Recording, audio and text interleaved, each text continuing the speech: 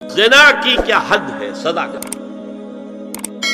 غیر شادی شدہ زانی یا زانیہ اس کی سزا 100 کوڑ ہے، اور اگر کوئی الزام لگائے اور ثبوت پیش نہ کر سکے، 4 گواہ نہ لا سکے، تو قذف کی حد کیا ہے؟ 80 کوڑ ہے۔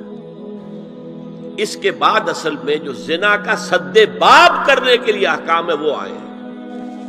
یا ایھا الذین آمنوا لا تدخلوا بیوتا غیر بیوتکم حتی تستأنسوا وتسلموا علی اہلہا ذالکم خیر لکم لعلکم تذکرون۔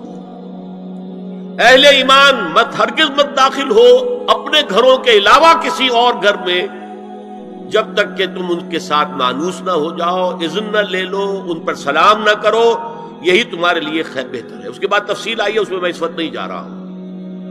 اگر کوئی شخص تمہارے گھر میں بغیر اجازت کے داخل ہو جائے اور تم اس کی سزا کے طور پر اس پر کنکریاں پھینکو اور اس کی آنکھ پھوٹ جائے کنکری سے، تو تم پر کوئی گناہ نہیں ہے۔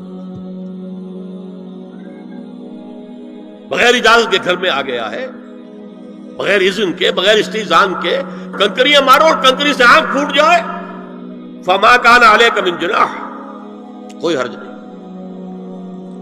اسی طرح آیا ہے من اطلع دار قوم بغیر اذنہم ففقعوا عینہ فقد حضرت عینہ، یہ ابو داؤد کی روایت ہے۔ جو شخص بغیر اذن لیے کسی کے گھر میں داخل ہوا ہے اور اگر اس نے اس کی آنکھ پھوڑ دی تو اس کے اوپر کوئی حرجانہ نہیں ہے، کوئی اس کی دیت نہیں، کوئی حرجانہ نہیں۔ اجازت لینے کے ضمن میں کیا ہے؟ حضور نے طریقہ بتایا، 3 مرتبہ پکارنے کی حد مقرر کر دی، فرمایا اگر 30ویں مرتبہ پکارنے پر بھی جواب نہ آئے تو واپس ہو جاؤ۔ قرآن میں بھی ہے اذا قیل لکم ارجعوا فارجعوا، اگر وہ کہتے چلے جاؤ، ملاقات نہیں ہو سکتی، چلے جاؤ۔ ہاں اگر آپ ٹائم لے کر آئے ہیں تب بات دوسری ہے، پھر تو اس کو ملنا ہے، لیکن آپ ایسے ہی پہنچ گئے ہیں، پتہ نہیں وہ اپنی کس مصروفیت میں ہے، آپ کا حق نہیں ہے کہ وہ آپ کو ریسیو کرے اور آپ سے بات کرے۔ اذا قیل لکم ارجعوا فارجعوا، اور برا نہ مانو کہ میرا یہ معاملہ کیا، میں آیا تھا اور مجھے جو ہے مجھ سے ملاقات نہیں کی، نہیں۔ اور اس سلسلے میں ایک بڑا دلچسپ واقعہ ہے۔ ایک مرتبہ آپ حضرت سعد ابن عبادہ کے ہاں گئے اور السلام علیکم ورحمۃ اللہ کہہ کر 2 دفعہ اجازت طلب کی، مگر اندر سے جواب نہ آیا۔ 3ویں مرتبہ جواب نہ ملنے پر آپ واپس ہو گئے۔ حضرت سعد اندر سے دوڑ کر آئے اور عرض کیا یا رسول اللہ، میں آپ کی آواز سن رہا تھا مگر میرا جی چاہتا تھا کہ آپ کی زبان مبارک سے میرے لیے جتنی بار بھی سلام و رحمت کی دعا نکل جائے اچھا ہے، 3ویں مرتبہ بھی آپ کہیں۔ پھر دوڑ کر آئے اور لپٹ گئے حضور سے صلی اللہ علیہ وسلم۔ یہ ہے استئذان کا معاملہ۔ اب آ رہی ہے اصل آیت، قل للمؤمنین یغضوا من ابصارہم ویحفظوا فروجہم ذالک ازکی لہم ان اللہ خبیر ما یصنعون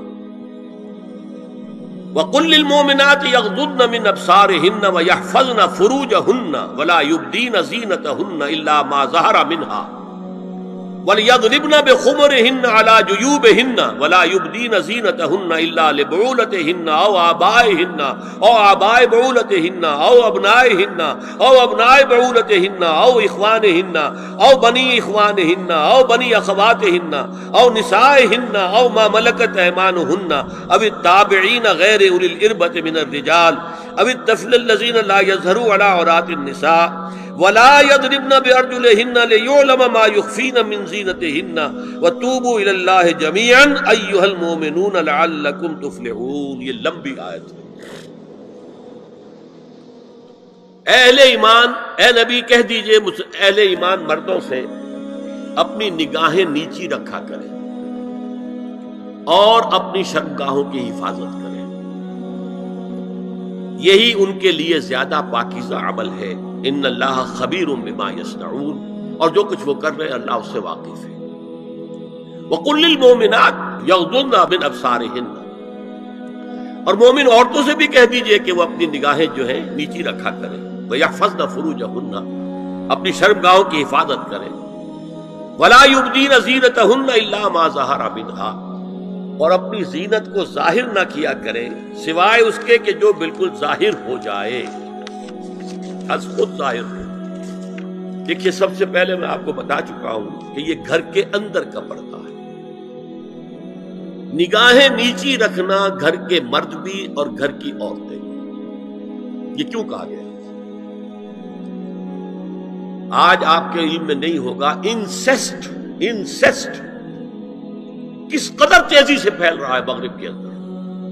انسیسٹ کہتے ہیں باپ کا اپنی بیٹی سے ملوث ہو جانا، ماں کا اپنے بیٹے سے ملوث ہو جانا، بہن بھائیوں کا آپس میں زناکاری کرنا، یہ انسیسٹ کہلاتا ہے۔ اس وقت امریکہ میں سب سے زیادہ جو پریکٹس ہے وہ سائیکیٹرسٹ کی ہے، بڑی فیسیں ہیں، بڑی دوائیں ہیں، جو فارماسیوٹیکل انڈسٹری ہے اس میں بھی سب سے زیادہ فلرشنگ وہ دوائیں ہیں کہ جو ذہنی امراض کا۔ اور مجھ سے وہاں کئی سائیکیٹرسٹ نے کہا ذہنی امراض کا سب سے بڑا سبب انسیسٹ ہے۔ بیٹی سے زنا کیا ہے باپ نے، بیٹی کے دل پر جو داغ لگ گیا ہے اس کا دماغی توازن ٹھیک نہیں رہتا۔ بہن سے زنا کیا بھائی نے، اور یہ نہ سمجھیے کہ آپ کے ہاں نہیں ہو رہا، یہ وبا آ چکی ہے۔ کئی آپ نے اخبار میں پڑھا ہوگا بیٹی نے جا کر تھانے میں خبر دی کہ باپ نے میرے ساتھ یہ حرکت کی۔ یہ ساری چیزیں آج ہو رہی ہیں ہماری، اس لیے کہ جب زنا کے جو دواعی ہیں، داعیات ہیں، جو زنا کی ترغیب ہے وہ پھیلی ہوئی ہوگی، عام ہوگی، تو راستے نکالے گا۔ گھروں میں مرد بھی اپنی نگاہیں نیچی رکھیں۔ کیا مطلب؟ باپ بھی اپنی بیٹی کو گھور کر نہ دیکھے، بیٹی بیٹی ہے، لڑکی ہے۔ جوان بھائی بھی اپنی جوان بہن کو گھور کر نہ دیکھا۔ نگاہیں نیچی رکھنا، یہ نگاہیں نیچی رکھنا بازار میں چلتے ہوئے نہیں ہے، وہ تو سوسائڈ ہو جائے گی، موت آ جائے گی، کوئی گاڑی آپ کو روک دے گی۔ یہ گھر کے اندر ہے، اور اس لیے ہے کہ بہرحال باپ مرد ہے، بیٹی عورت ہے۔ میں نے آپ کو فرائیڈ کی بات بتا دی ہے، وہ تو کہتا ہی ہے کہ باپ اگر محبت بھری نگاہ بیٹی پر ڈال رہا ہے اس میں سیکس ہے، سیکس کا جذبہ ہے۔ اگر ماں بیٹے پر محبت بھری نگاہ ڈال رہی ہے تو سیکس ہے، ایڈیپس کمپلیکس مشہور ہے اس کا۔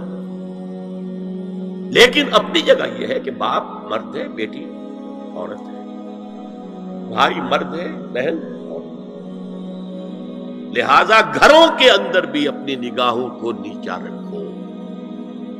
میں آپ کو قول سنا چکا ہوں مولانا فراہی کا۔